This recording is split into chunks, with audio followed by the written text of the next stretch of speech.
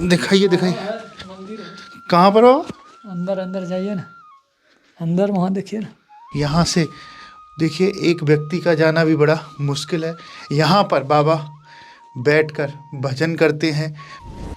आज के समय में संभव है ठाकुर जी को पाना? प्रेम से ही प्रकट हो जाता है। हम जहाँ यहाँ भी प्रेम से पुकारेंगे तो यहाँ भी वो प्रकट हो जाएगा।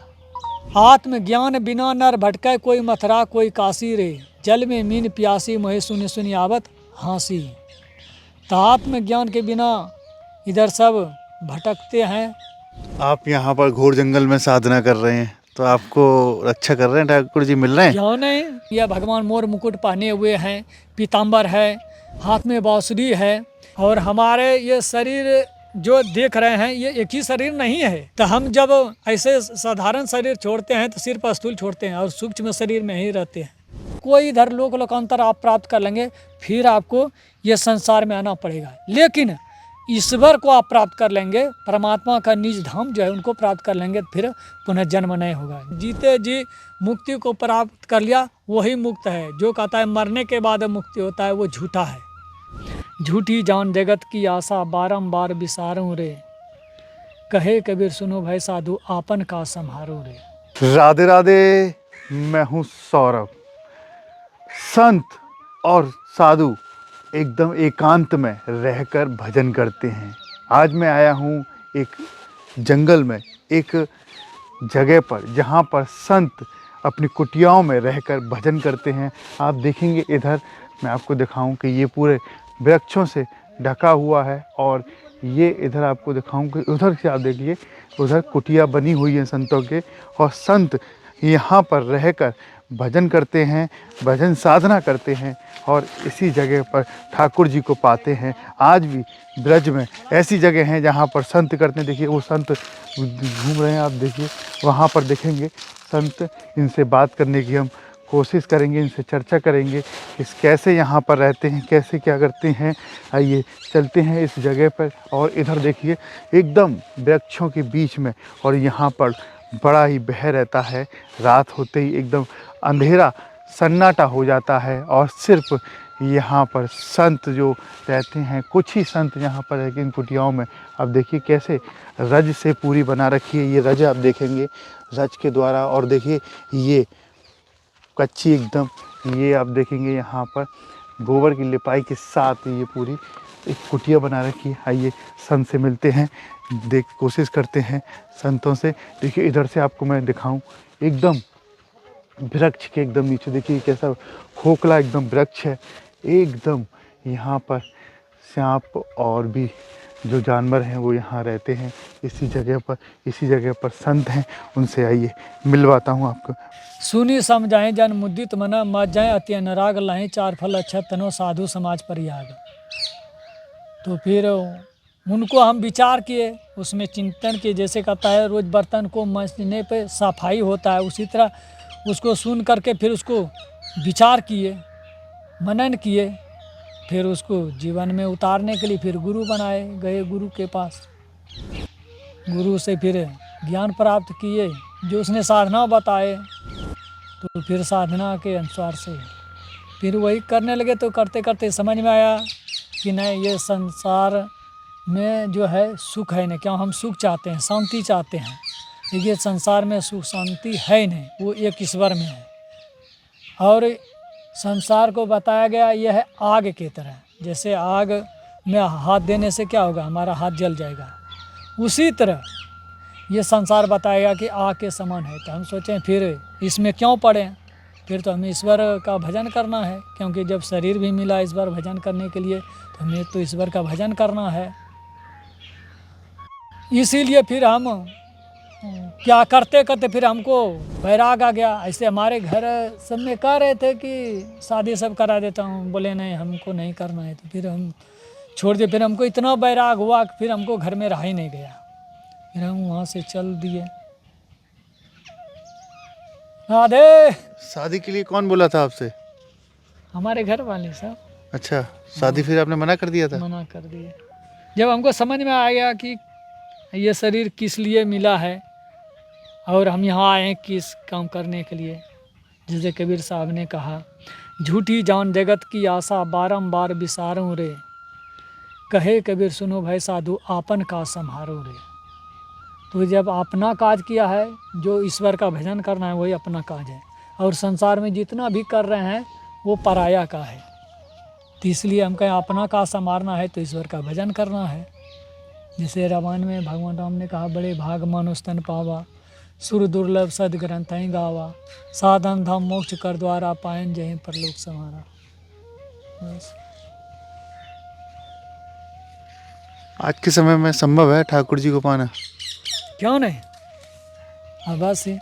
हाँ, लेकिन वो ऐसा श्रद्धा प्रेम विश्वास हो तभी, जैसे मीराबाई को हुए थे, सहजोबाई को हुए थे, करमैती बाई को हुए थे, कर्माबाई थी, जनाबाई थी, कबीर साहब थे, गुरु नानक साहब थे। ये सबको मतलब कहने का है, ये सबको प्राप्त हुआ था। हाँ, लेकिन प्रेम था, बिना प्रेम क्यों नहीं। जैसे सूरदास जी महाराज की सबसे ऊंची प्रेम से गाई, बिना प्रेम को उसको प्राप्त नहीं कर सकते हैं, क्योंकि बिना प्रेम का वो ज्ञान भी रहता है, अधूरा रहता है। इसलिए भक्ति प्रेम से करना चाहिए, और प्रेम से ही ईश्वर प्राप्त होता है। जैसे कहा है, हरि व्यापक सर्वत्र समाना, प्रेम तक प्रकट हो मैं जाना। तो वो प्रेम से ही प्रकट हो जाता है। ये न है कि हमें खास करके मंदिर में जाना है, हम जहाँ यहाँ भी प्रेम से पुकारेंगे तो यहाँ भी वो प्रकट हो जाएगा।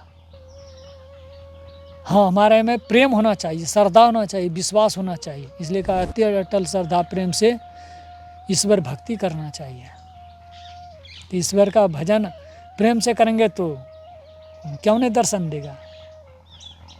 और देखिए, कबीर साहब ने कहा है, असलियत भक्ति क्या होता है। उसने कहा है, जल में मीन प्यासी रे, मोहे सुनी सुनी आवत हासी, आत्मज्ञान बिना नर भटके, कोई मथुरा कोई काशी रे, जल में मीन प्यासी, मोहे सुनी सुनी आवत हासी।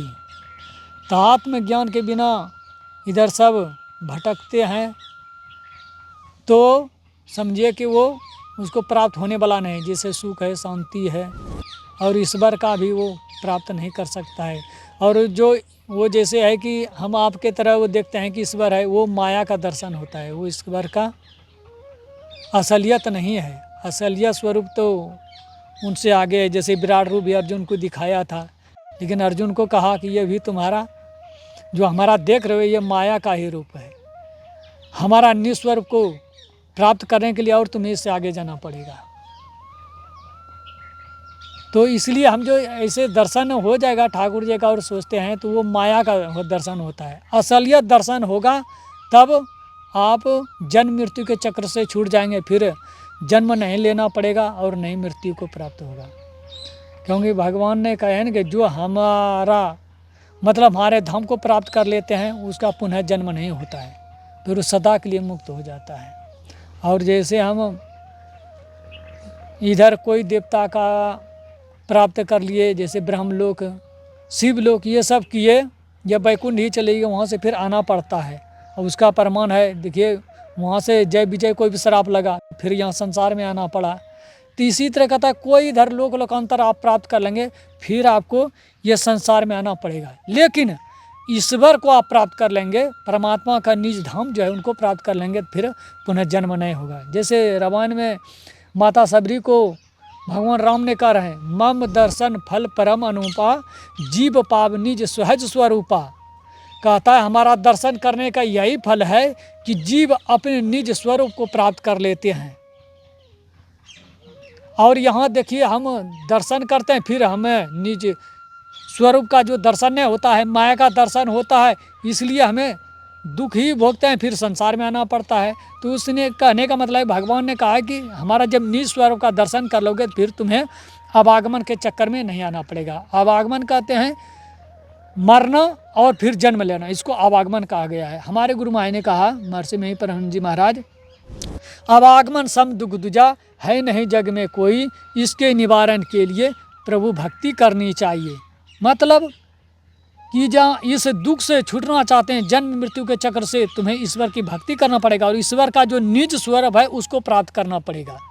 और जैसे हम हाथ पैर ये ऐसे वाला देखेंगे, भगवान मोर मुकुट पहने हुए हैं, पीताम्बर है, हाथ में बांसुरी है, ये सब जो हम दर्शन करेंगे ये उसका माया का दर्शन होता है।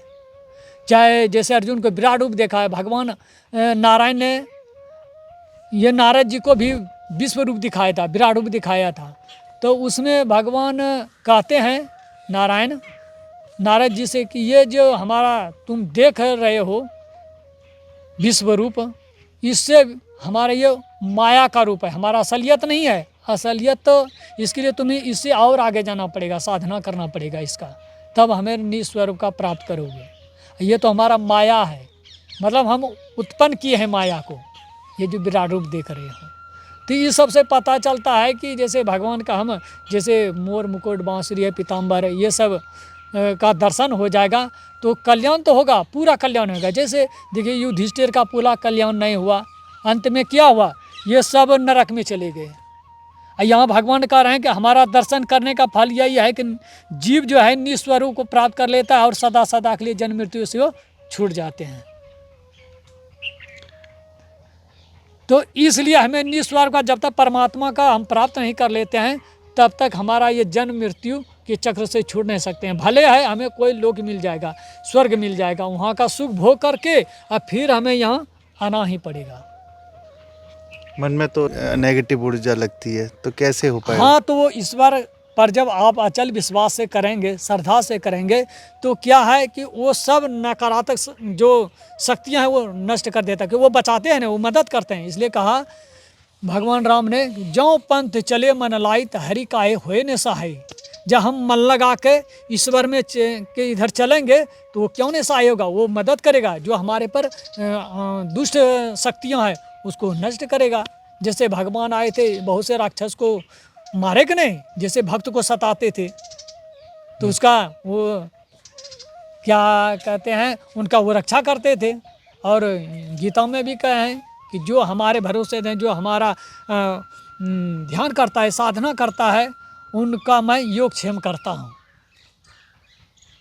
आप यहाँ पर घोर जंगल में साधना कर रहे हैं तो आपको रक्षा कर रहे हैं ठाकुर जी, मिल रहे हैं? क्यों नहीं, वो तो हम जो सोच रहे हैं विचार रहे हैं वो तो अंतर्यामी है। सूरदास जी महाराज ने कहा, क्या कहा कि नैन नासिका आग्रह है तहाँ ब्रह्म को वास। वो परमात्मा के बारे में देखिए वो क्या कह रहे हैं कि नैन नासिका जो आग्रह है वहाँ ब्रह्म को वास है। मतलब और क्या कहा है कि जैसे कि हे प्रभु आप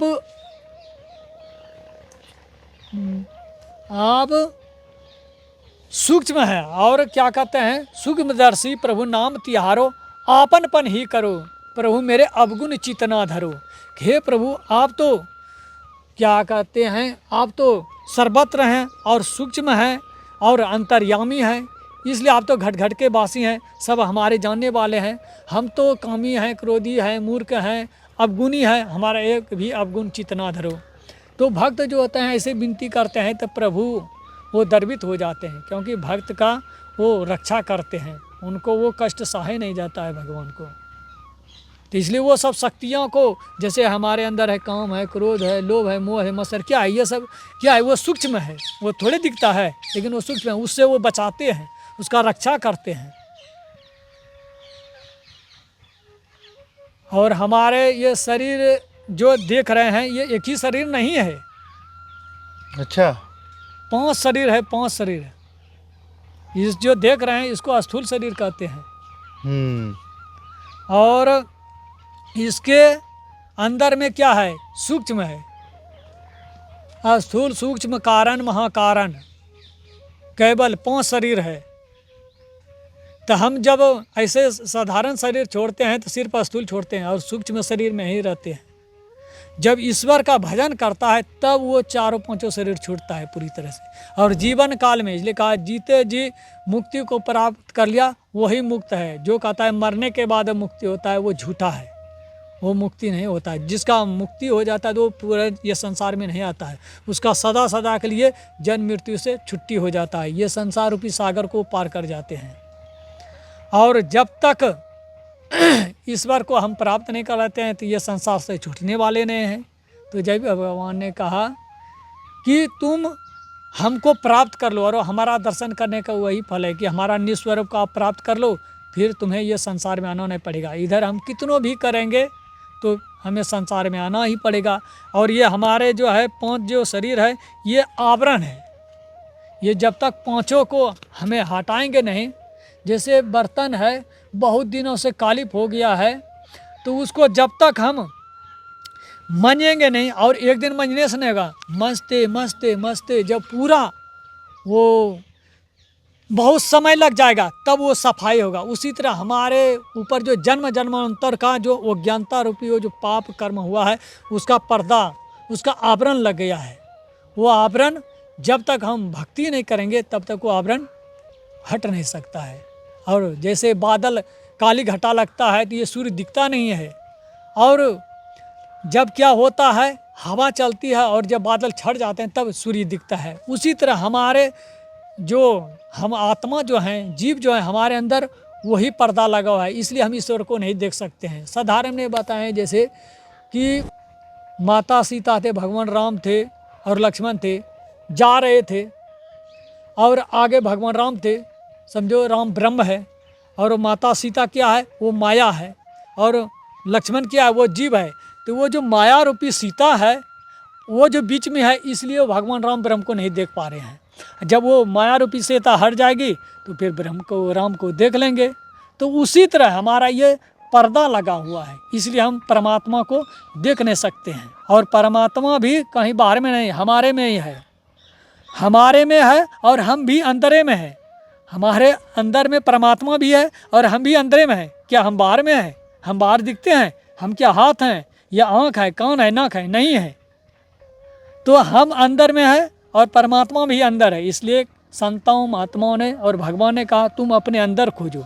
कबीर साहब ने कहा मैं को कहाँ ढूंढे बंदे, मैं तो तेरे पास में, ना मस्जिद ना मंदिर ना वे कावे कैलाश में, ना को नू क्रिया कर्म में, ना ही जोग वैराग में, खोज हैं पर तुरंत मिल है पल भर की तलाश में। कहे कबीर सुनो भाई साधु सब सांसों की सांस में, मैं को कहाँ ढूंढे बंदे मैं तो तेरे पास में। तो ये जो हम बाहर में जो करते हैं ये है पहली क्लास। जैसे बच्चे को देखते हैं पहली क्लास में डाल देते हैं तो उसको कुछ लिख के दे देता है और वो हाथ घुमाते कभी ऐसे ऐसे करते हैं।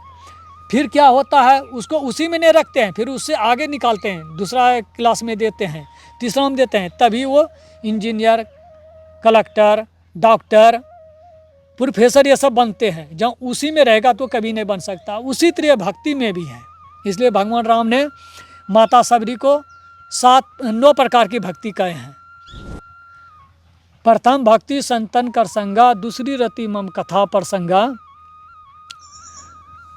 तीसरी भक्ति बाता है गुरुपद पंकज सेवा, तीसरी भक्ति मान, चौथी भक्ति गुण गण गण करहे कपट तजिगान, चौथा भक्ति बताया हमारा गुणगान करना कपट छोड़ करके, पांचवा बताया मंत्र जाप मम दृढ़ विश्वासा, पंचम भजन सो वेद प्रकाशा, छठा बताया छड़ दल सिम विरक्ति बहुकर्मा, निरंतर सज्जन धर्मा, छठा भक्ति बताया कि सब चीज़ को छोड़ करके त्याग करके हमारा भजन करना, सातम बताया सातम सम मैं मोहे मैं जा कर देखा, मोह से अधिक संत कर लिखा, आठम जथा लाभ संतोषा, सपनों नहीं देखिए परदूषा, नव सरल सब संछल हीना, मम भरोसे ये हर्षन दीना।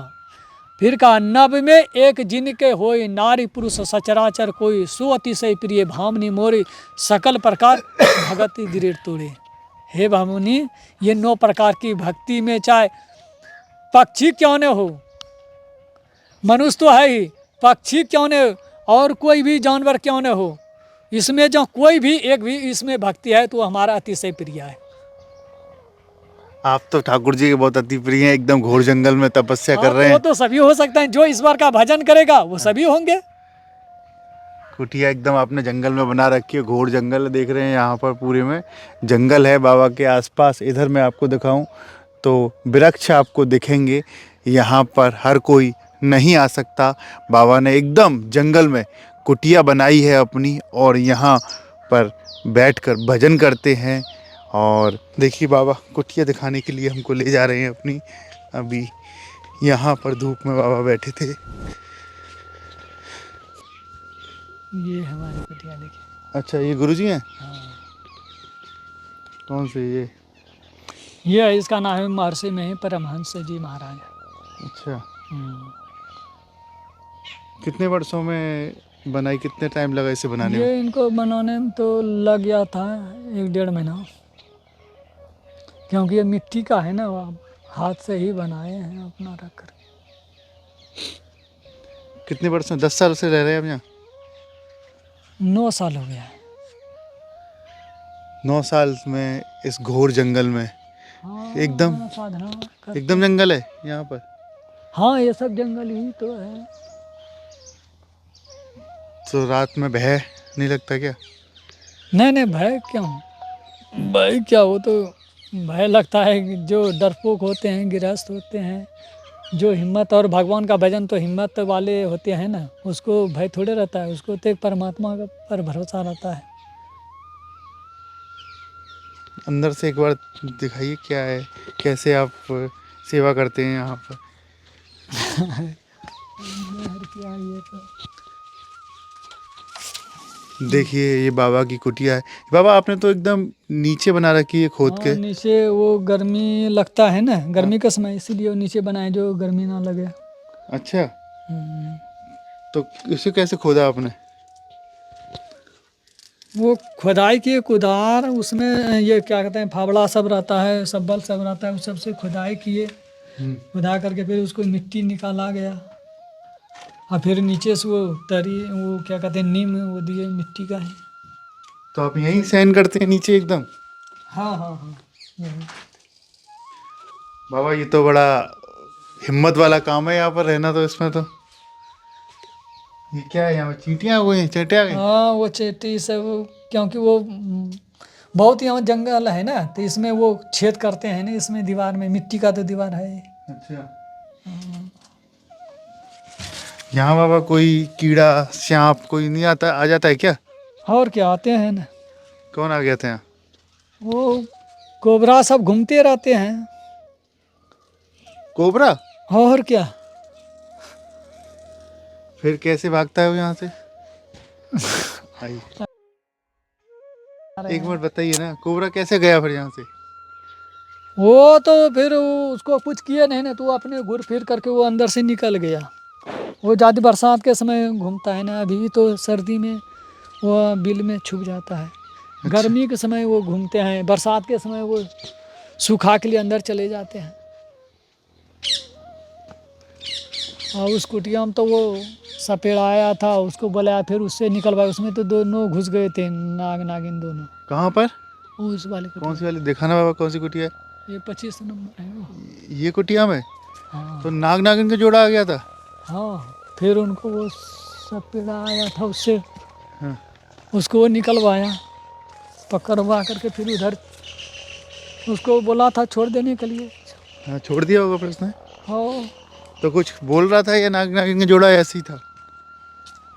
अब देखिए, वो तो बोला कि ये दोनों नाग नागिन है, और सही एक जो नागिन था थोड़ा पतली थी, जो नाग था वो थोड़ा मोटा था। अच्छा, हम्म। ये इसमें यहाँ इसी- पर आ गया था। अरे ये भी अंदर से ही अंडरग्राउंड है? ये भी है, हाँ, इसके और एक अंदर है, यहाँ तक है, वो साधना करने के लिए बनाए हैं। दिखा दीजिए एक बार, चलिए। बाबा हैं क्या दूसरे यहाँ पर?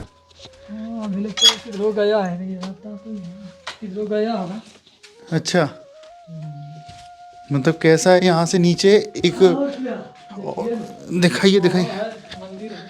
कहाँ पर बाबा? अंदर अंदर जाइए ना, अंदर वहाँ देखिए ना। ये हाँ। पहले फिर एक गड्ढा, फिर अंदर गड्ढा। और वही साधना के लिए चलिए एक बनाया। बार दर्शन कराने हमें ले चलिए ना आप अंदर। देखिए ये कुटिया है, और एक अंदर से अंदर एकदम गुफा टाइप में पूरी एकदम बना रखी है। यहाँ से देखिए एक व्यक्ति का जाना भी बड़ा मुश्किल है। यहाँ पर बाबा बैठकर भजन करते हैं, और इस जगह आप देखिए कि बांके बिहारी जी यहाँ पर हैं, और बांके बिहारी जी के दर्शन कीजिए। और छोटी सी 4x4 की सी यहाँ पर ये कुटिया होगी, एकदम बड़ा ही। बाबा यहाँ पर अभी है नहीं है, दूसरे गए हैं, आप देखिए। और ये दूसरे बाबा यहाँ पर, कौन से बाबा जो करते हैं भजन? यहाँ वो कैलाश वो नाम है। अच्छा, तो यहीं पर कब से रह रहे हैं बाबा यहाँ? वो भी उतना ही जितना हमारा रहे ना, 8-9 साल हो गया है, उतना दोनों क्योंकि पहले ये कुटिया बनाए फिर उसके बाद वो बनाए। अच्छा, बड़ा ही कैसे बना पाए, इसे खोद पाए? अकेले बाबा नहीं बनाई थी? हाँ, दोनों वो बाबा और हम मिल करके बनाए हैं। पहले ये बनाए ना दोनों मिलके, फिर उसको बनाए। अच्छा बाबा, ये बताइए, अगर आप एकांत में ये कुटिया बनाकर यहाँ पर भजन करते हैं तो कोई लीला करते हैं ठाकुर जी? अरे यार, वो सब रहने दीजिए। थोड़ा सा लीला तो बताइए ठाकुर जी का। बताएंगे, वो सब अनुभव की बात है, वो तो अनुभव होता है ना। हाँ, जो करेंगे भजन उसको अनुभव होता है, वो अनुभव की बात थोड़ी बताया जाता है।